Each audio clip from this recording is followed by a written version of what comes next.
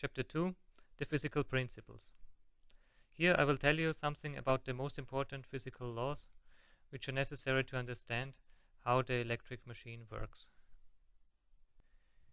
Here we see a little gallery of the persons whose names will appear during the next minutes. So it's Georg Simon Ohm, André-Marie Ampere, Michael Faraday, James Clerk Maxwell, and Henrik Anton Lorentz. First, we will start with Ampere's law. The equation may look difficult on the first sight, but it tells you one important thing. On the right side, you have the current density, and on the left side, you have the magnetic field strength. So what does this equation tell us? It tells us that if you have a current, then this current produces a magnetic field. So this equation connects electric currents with the magnetic field.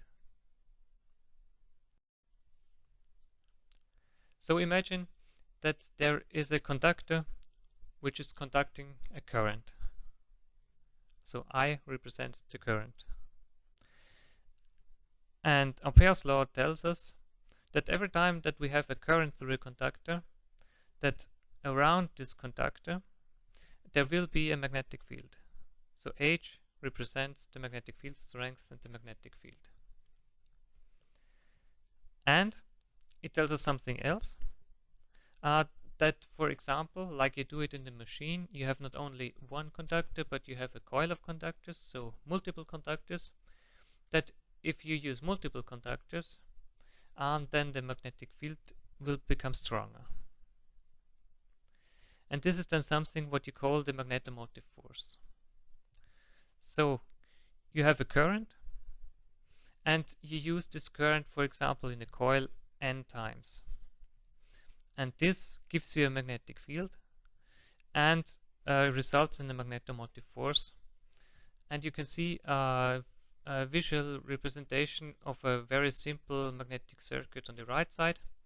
So you see an iron yoke in black color, and you see a coil in red.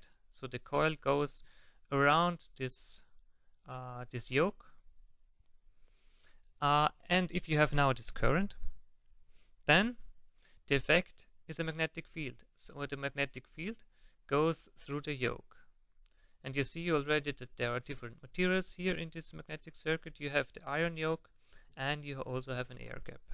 And that's something what you see we will see in a very similar way in the electric machines.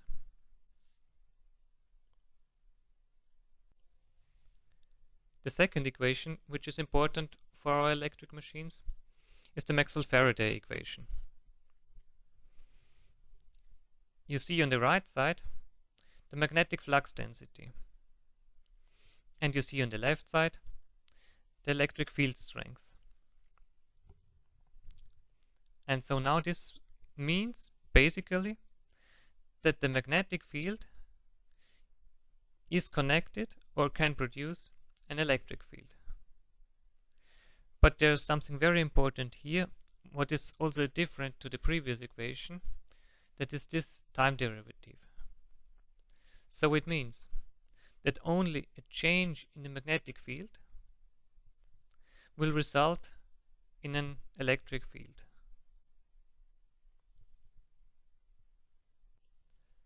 Quite often you will see not the electric field strength, but the voltage in this equation. And so typically you will see something like that a change in the magnetic flux will result in a voltage. On the right side you again have a little sketch of this.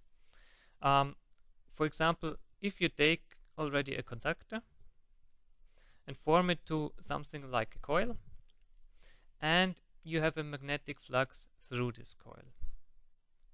And only in the case that the magnetic flux changes, only in this case electric voltage is induced in this conductor. So here we have a connection between the magnetic field and the electric field. And there is a third important equation which tells us how the electric machine works. So until now, we know that the electric current acts together with a magnetic field, and the magnetic field works together with the electric field. And now we get a mechanical force. So what does the equation describe? And you must basically look on the right side of this equation. So here you have a charge. And if this particle of charge moves, and on the other hand, if you have a magnetic field, then they both together, so the magnetic field and the moving electric charge particle, with them together you get a force. You can write it again in a different way, which makes things more easy to understand. So you have a current along a conductor, and you have a magnetic field. In this case, a magnetic field, magnetic flux density. So you see it here. You have the current and you have the magnetic flux density, and they both together result in a force. And the equation tells us something else, namely, for the electric machine, usually you don't use one conductor, but in a coil you use many conductors. So the current is multiplied by this n conductors. And what's also interesting to see here, that the length of the conductor plays an important role. So if you make it longer, which means you can make the machine longer, then you get more force, or for the rotating machine it means you get more torque.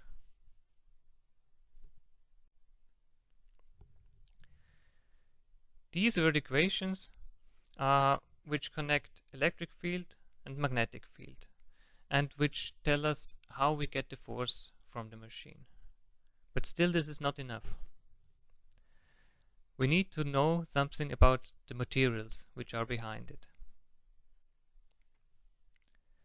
So, for the electric field, for example, there is a connection between the electric field strength and the electric flux density. And this is called the permittivity. In our lectures we will not come across this, but in our machines we still need this connection, for example in the insulation. Much more important for us now is the connection between the magnetic flux density B and the magnetic field strength H. And this is called the permeability. And this we will come across, for example, in the electrical steel. What does it mean? It means that there are materials which like to guide the magnetic flux. So, for example, here it's much more likely that the magnetic flux goes through the magnetic steel than through the air. Finally, there's a third law, and this third law is the connection between, as we usually know it, the voltage and the current. And they are both connected by the resistivity or the conductivity of the material. And this will come across us in the wires. So these are the material properties which are important to build everything together, to get a complete set of equations to describe how the machines work. In detail, it's not so easy, because the permittivity or the permeability or the conductivity sometimes are not only simple numbers, but the material can be homogeneous or not. It can be isotropic or not, so it means that maybe in a different direction you get other properties than in one direction. They can be dispersive, they can depend on the frequency, they can be linear or nonlinear, and finally they can even depend on the field itself. To give you some numbers, for the permeability, so for the magnetic field, we have lots of materials or kind of materials which have very low permeability. So let's say about 1. So that means that the magnetic flux does not really like to go through these materials. For example, copper and also neodymium iron bore magnets. So these are the permanent magnets what we usually use for the permanent magnet machines, or air. In contrast to that, we have the electric steel. And in the electric steel, the permeability is about 1000 to 10,000 times higher than, for example, in air, in the magnet, in the copper. And this means that the magnetic flux really likes to go through the electrical steel.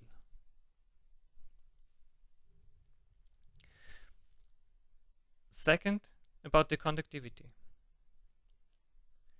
So we have a few materials which have very high conductivity. This is, for example, copper, which we usually use in the electric machines as a conductor for the current. Then there would be silver. Silver is even a better conductor, a little bit better than copper, but not so much better, but much more expensive. And you have aluminium. This aluminium is lower in its conductivity, but it has a cheaper price, and so it's sometimes used in the squirrel cage, so in the rotor of the machines.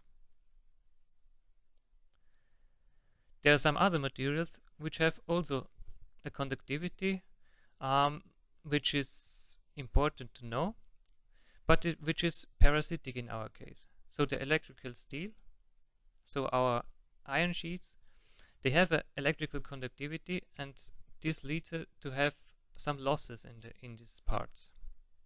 So you have eddy currents in this electrical steel and also in the magnets. So there are currents which come from a changing magnetic field, and they don't help us. In the contrary, they produce only losses.